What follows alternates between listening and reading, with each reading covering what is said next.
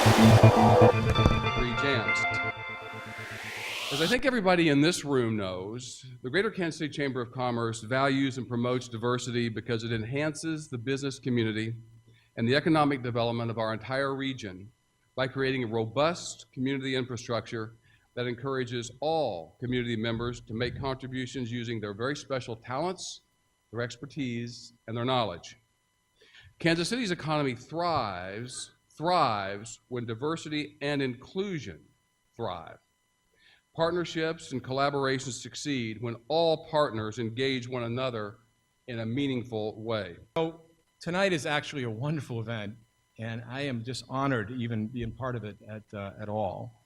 I have to thank the Chamber for hosting these kind of events, for being an advocate for diversity in our community. And as Jim was just saying, they just had all the other chambers embracing them here in Kansas City.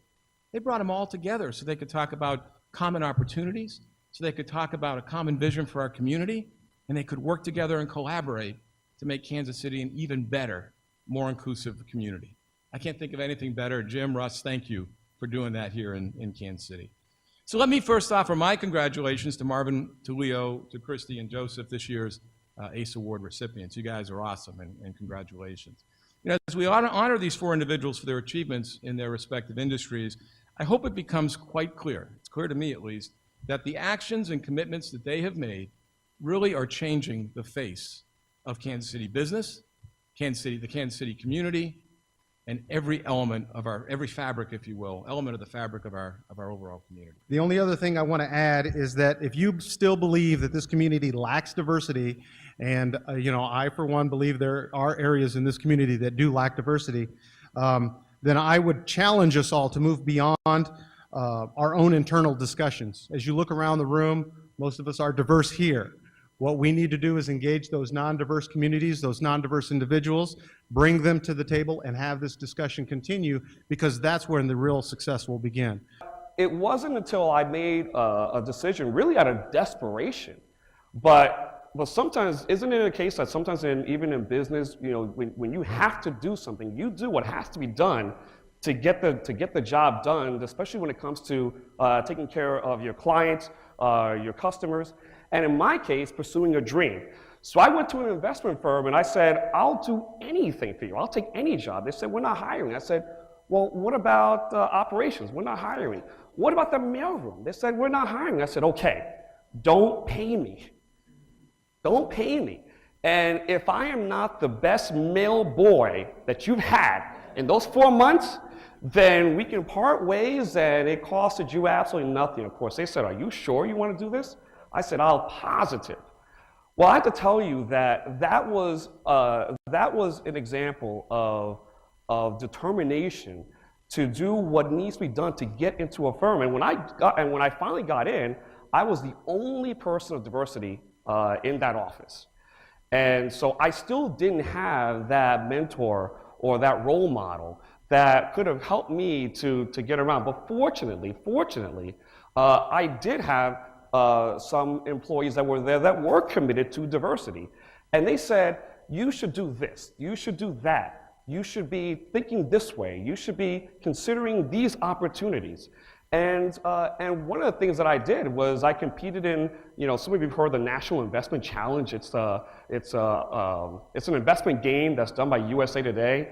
And so I competed in it, and I took all the equity research that happened and that we got, and I placed 77th in the country out of 9,100 participants. That's like the top 1 percentile in the country in doing that. And so finally I went to them and said, look what I did. And of course the answer said, what are you doing in the mailroom? I said, yeah, I agree. What,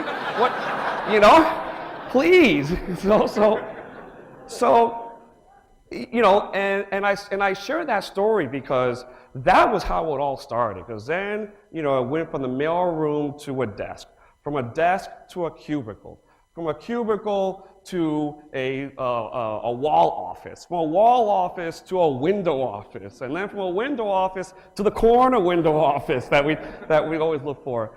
And and then fast forward many years, and and I rose up, became a senior analyst, and who here subscribes to Black Enterprise magazine? I was on the cover of Black Enterprise, if some of you remember that. And I'm a little embarrassed to say this, but just 2 weeks ago, I was chosen by Latina magazine as one of the, I guess this is what they say, this is not me, but they said one of the top 25 Latino leaders that you've never heard of. So true story, true story. You know, and I don't know whether that's a compliment or it's, you know, so, but it was a nice honor. It just happened just 2 weeks ago. You know, but I share this with you not to impress you, but I share this to you to impress upon you that, you know, if, you know, with a strong diversity policy and a strong diversity agenda and a strong commitment to diversity, I can tell you that the time that it would have taken me would have gone fast paced. And hopefully, you know, the individuals that came behind me didn't have to start in the mailroom working for free just to get into the door.